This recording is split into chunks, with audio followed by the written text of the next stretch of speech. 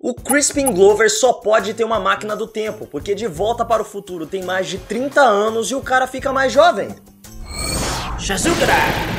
A segunda temporada de Deuses Americanos começa no exato momento em que a primeira temporada terminou e nos leva a um dos momentos mais icônicos do livro de mesmo nome escrito por Neil Gaiman. Mas antes de partir para nossa review com spoilers da segunda temporada de Deuses Americanos, vou pedir para você descer aqui, se inscrever no canal e clicar no sininho para ativar as notificações e não perder mais nenhum vídeo da Legião dos Heróis. Já aproveita e comenta aí se você quer que tenha análise de Deuses Americanos toda semana aqui no canal. E como a gente começou falando do Crispin Glover, vamos falar dele, o Mr. World, que aparece logo no começo em uma cena com o Technical Boy. A gente percebe que essa segunda temporada começa exatamente alguns momentos depois do que a gente viu no final da primeira temporada, quando o Quarta-feira revelou ser ninguém menos que Odin. A gente já sabia disso, né? Mesmo a galera que não tinha lido os livros já conseguia perceber umas dicas ali, conseguia perceber uns comportamentos que indicavam que o Quarta-feira era de fato o Odin. E com essa revelação, o Mr. World e o Technical Boy precisam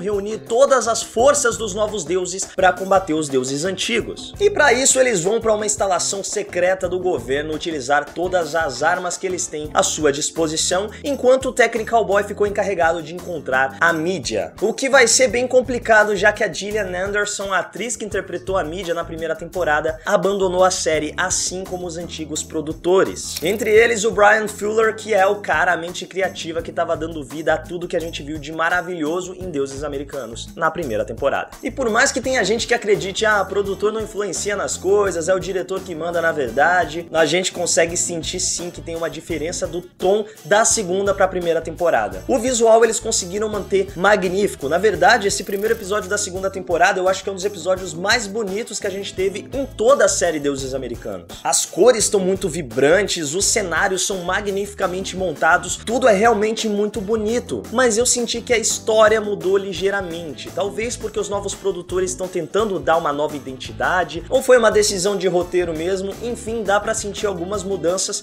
que incomodam e outras mudanças que até são bem legais. Eu realmente espero que a gente tenha muito mais tempo de tela do Mr. World, porque o Crispin Glover manda bem demais, cara. Os discursos dele são cheios de palavras pomposas, palavras difíceis, que enaltecem o quanto ele é magnífico. O modo como ele se comporta é muito imponente, ele tem uma presença muito sombria, muito grande. Parece que quando ele tá discursando, quando ele tá falando com a câmera, ele cresce, ele fica maior. E é maravilhoso ver o Crispin Glover com uma atuação de alto nível assim, porque é um cara que eu tenho muito carinho, afinal de contas, De Volta pro Futuro é o meu filme favorito. Mas a série não se trata de Mr. World e dos novos deuses. A gente também vê mais dos deuses antigos e muito mais dos deuses antigos. E isso começa com mais uma road trip, dessa vez em um carro onde os 4 personagens se odeiam, cada um por suas razões. Então a gente tem o Quarta-feira, a Laura e o Shadow Moon, e o Mad Sweeney, tá todo mundo se odiando ali, e tudo isso enquanto eles se encaminham pra Casa na Rocha, que é um dos pontos mais icônicos do livro do Neil Gaiman. Ela foi pincelada bem rápida aqui na série e realmente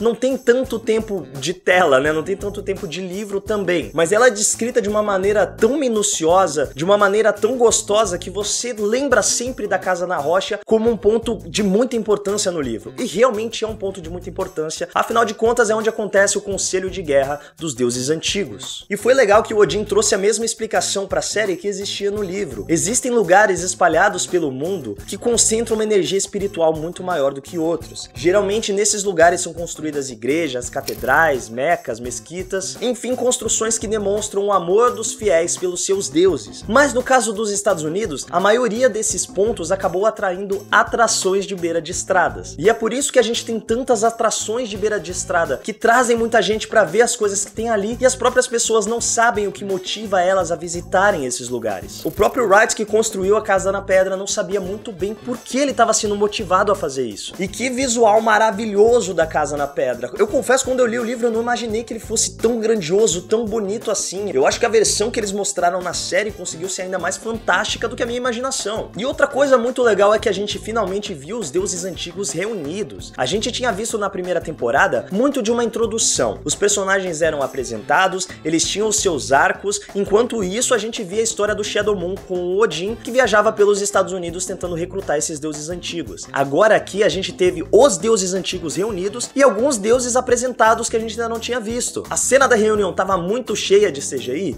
Tava, mas foi uma representação muito legal da mente do Odin. Inclusive também foi muito legal revisitar o momento lá do primeiro episódio, quando os nórdicos chegaram nos Estados Unidos, foram atacados pelos nativos e tiveram que cultuar o Odin, e aí trouxeram ele para os Estados Unidos para eles conseguirem voltar para suas terras. Não sei se você reparou, mas aquela praia foi onde aconteceu aquela batalha sinistra, que na verdade não foi muito bem uma batalha, né? Os nórdicos foram massacrados pelos nativos e aí eles acabaram fazendo uma batalha como oferenda a Odin. Afinal de contas, Odin é um deus que gosta da guerra, e isso fica claro em diversos momentos nesse episódio. Apesar da gente estar falando aqui de muita coisa que aconteceu, a gente não teve tanto desenvolvimento da história propriamente dita. A gente teve um conselho de guerra, a gente teve um ataque aos deuses antigos no final do episódio, inclusive algumas mortes que a gente já vai comentar, mas a relação entre Shadow, Laura, Mad Sweeney e Odin, que a gente achou que ia ser desenvolvida por causa do começo do episódio, acabou sendo deixada de lado até mesmo porque o grupo se separou. Agora, uma coisa que me incomodou um pouco foi o Anansi, que pra mim é um dos melhores personagens do livro, e a personalidade dele mudou muito da primeira pra segunda temporada. Na primeira temporada a gente via muito mais de um humor irônico, ele era muito mais sagaz, ele mostrava a sua inteligência nas palavras, e aqui na segunda temporada ele se tornou muito mais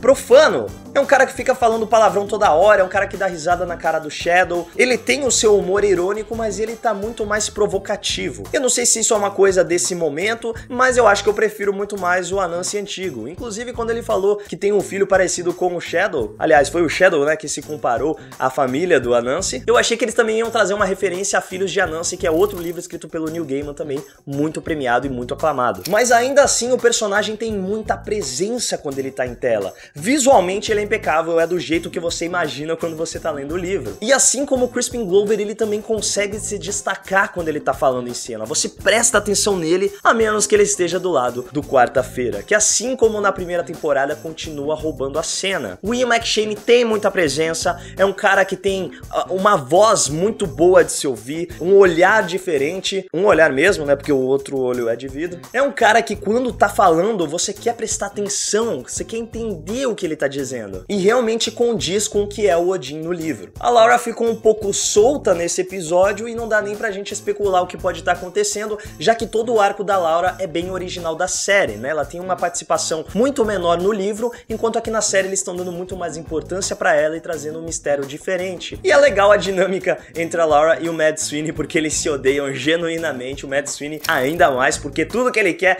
é recuperar a moeda dele e não se ferrar, né? Porque quem já lê os livros sabe que existe uma coisa muito maior por trás dessas moedas de ouro aí. Agora, no final do episódio, o Shadow Moon foi capturado pelos novos deuses. E a Zoria Vernishnaya, enfim, a véia lá das irmãs, acabou sendo uma das fatalidades do ataque dos novos deuses aos antigos deuses, depois que o discurso do Shadow Moon conseguiu convencê-los a integrar o exército do Quarta-feira. Então, talvez seja essa a motivação para os deuses antigos olharem e falar, ó, realmente a gente tá em guerra. Os novos deuses não estão brincando, a gente vai ter que unir forças para enfrentar esses novos deuses, a gente vai ter que se unir para tentar se proteger, porque tudo que nós temos somos uns aos outros. E nem dá para confiar em todo mundo assim, afinal de contas a gente já viu que a Bilquis já enveredou pro lado dos novos deuses, coisa que os novos deuses estavam tentando fazer com o Shadow, com os outros personagens ali, tentando trazer eles pro lado dos novos deuses. E a Bilquis meio que deixou claro que, ó, vocês me abandonaram, vocês nem me convocaram para essa reunião, eu sou a deusa mais antiga daqui, eu já era cultuada antes de vocês sequer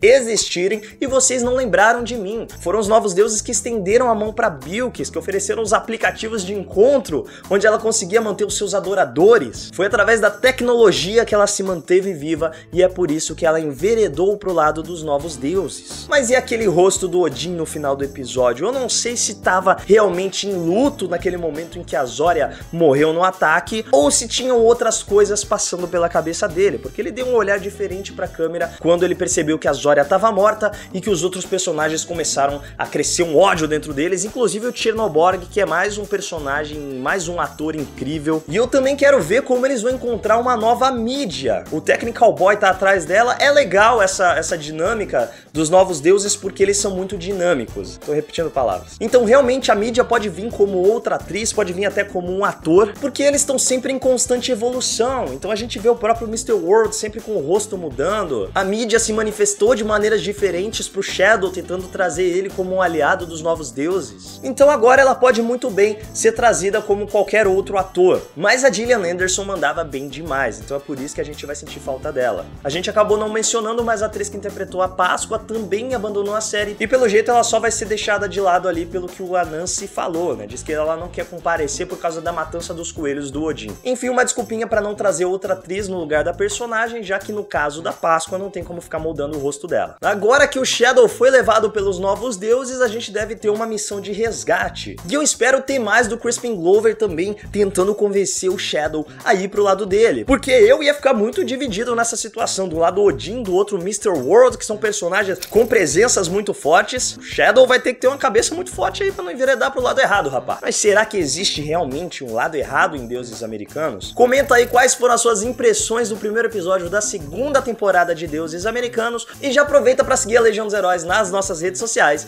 e me segue lá também. É isso, Legionários, e que a força esteja com vocês. Ele foi pincelado bem rápido aqui na série, realmente ele... Mas... que piadoca. Ou se ele...